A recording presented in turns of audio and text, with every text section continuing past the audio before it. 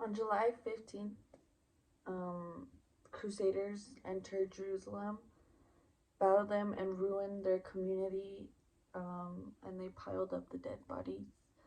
The Mongol catastrophe, they killed off the towns and made towers of the skulls.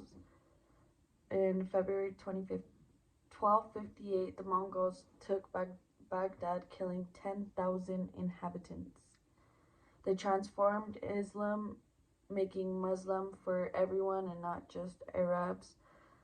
Ottomans, Osman Bey expanded west, 1326, over the city Bursa, but we'll get into the Ottomans. Um, Muhammad had his half brother strangled to become sultan, which is just a pattern that, like I mentioned, they killed off their own brotherhood. Um, Islam wanted to seek knowledge. They encouraged the learning. The mosque is where they learned. In written in the mosque, it says, "I am the apple of knowledge." They would translate their learnings like the Roman um, Eridicadum changed Europe's trade with his greatest achievement, and that was the Great Mosque. It was the Ottoman of the world. Arab created star grids and advanced sea travels with the star grids. So like they were able to navigate in the sea using the stars. Poetry was extremely important. If you knew poetry, um, it was a success in their eyes. The army of Christian kings took over Al-Andalus. Mathematics were developed. The numbers, as we know today, were inscribed into books, which, like I mentioned before, it's crazy to think how mathematics, science, poetry, all of this was was a thing back then too. Like it wasn't just something we made up. Byzantine art, the highest was of the highest of there, the Church of David, Saint Demetrius, Jesus Lucas, Great Schism, Cora Monastery, the Sophia, Hagia of Sophia. The Byzantine art was beautiful. All these buildings, churches, they're very great. People value these, and they still do. They go and pray to Demetrius and David when they want to talk to God. The Mongols, Genghis Genghis Khan was of the 12th century. He was said to be born with blood in his hand, and that was looked at to be that he was going to be a great soldier or warrior.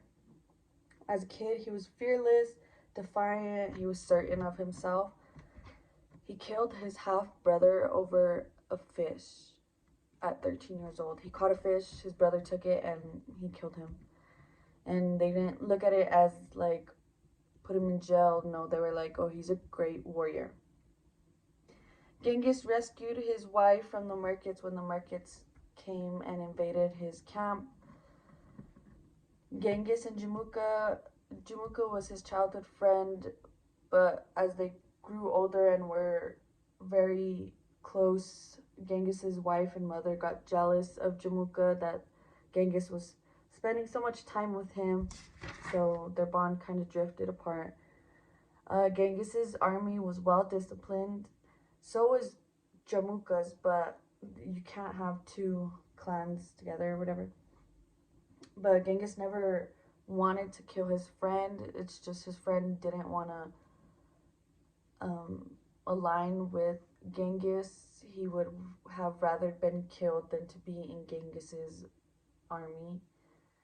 Genghis was the warlord of 2 million people. He was praised by everyone. Everyone loved him. Everyone followed him because he was a great leader. There was 40,000 troops behind Genghis when they approached the Great Wall. In 1215, Beijing falls under Genghis's powerful battle. Genghis's empire stretched from the Yellow Sea all the way to the Caspian Sea. He died at the age of 62. After his reign, his grandson Kublai carried his honor and led his army, the empire, with his reign. With Kublai on the throne, the empire stretched from Russia, Moscow, the rest of China, Korea, the Himalayas. It just became a massive empire. The Ottoman Empire. The Ottoman took Bursa and set it as their capital. Mehmed reigned after his father and brothers were dead. Rumeli was built to block the Black Sea. They built like a mountain to block the Black Sea. They didn't want anyone traveling. They didn't want anyone trading through the Black Sea. That was theirs. Suleiman took the throne at 26. No one wanted to take him serious because he was so young, and they think that he'd misguide them. But the Ottomans were interested in expanding to the west because the east was their brotherhood. It was all the Muslims. The Ottoman Empire stretched from Egypt to Kurdistan and Hungary. The first step to take Europe was interrupted by a storm, the weather, and during this time, Suleiman's friend Ibrahim was killed. His son was also killed. His wife died. So he kind of dwindled and died with grief and everything. He was tired.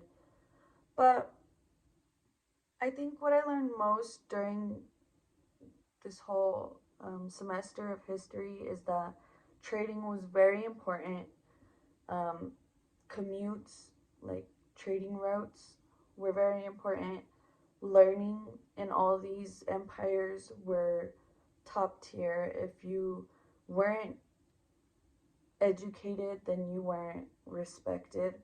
Or if you weren't strong and ready for battle, then you weren't needed during this time. They liked power. All of them wanted power for these empires. They wanted to take control over these empires. What I found crazy is the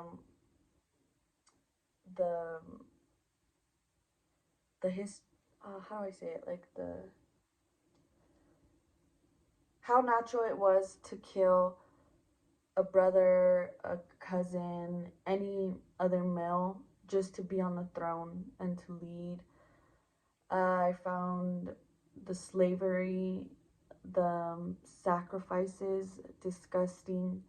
I don't think that people should be killed and put into walls. I don't think people should be killed and worn or eaten. I enjoyed all of these lessons. I loved the videos. It's something different from reading from a book and seeing it on a video, because you get to imagine it and see kind of what its life is like. But yeah, so trading, education, that was most important for these empires. Without that, they weren't much, but religion and just surviving during these times. I think the Aztecs was one that surprised me the most. One that I liked was the Greeks, because finding out who wrote like all these philosophies was very interesting, and all these books was very interesting. So yeah.